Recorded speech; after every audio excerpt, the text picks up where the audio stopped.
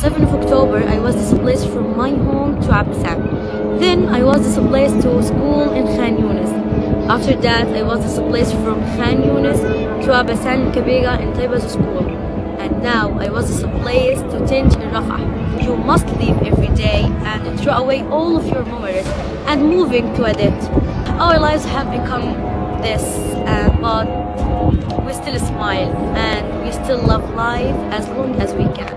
ये कहानी 19 साला फ़लस्तीनी लड़की दिमा अल-निजार की नहीं, बल्कि गजा पर इसराइल की वहशियाना बमबारी का निशाना बनने वाली हर उस लड़की की है जिसने अपने सामने अपने प्यारों को खोया है, मगर आज भी उनके हौसलों को कोई शिकस्त नहीं दे सका। दिमा अल-निजार की जिंदगी 8 अक्टूबर से पहले ऐसी नहीं थी।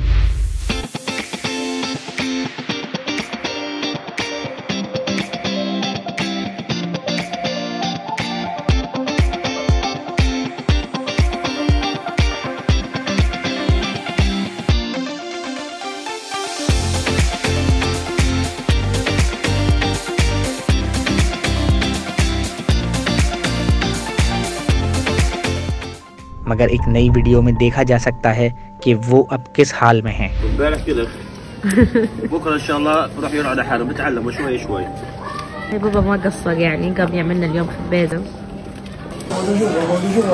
इस सब के बावजूद वो हार मानने को तैयार नहीं और रमजान आते ही उन्होंने इस्राएली जबर के बावजूद गजा में खुशियां बांटने का एक सिलसिला शुरू किया हुआ है।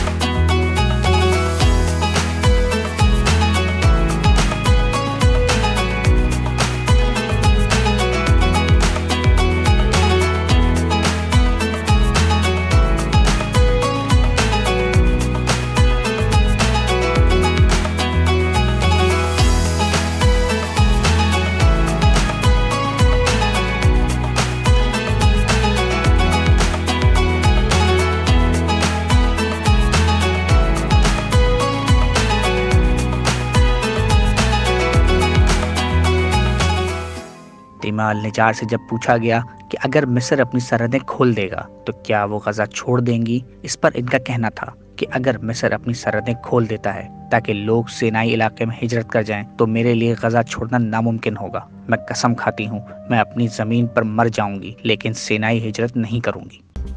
मज़ीद न्यूज़ अपडेट्स और डिजिटल स्टोरीज के लिए सब्सक्राइब करें डॉन न्यूज़ पाकिस्तान।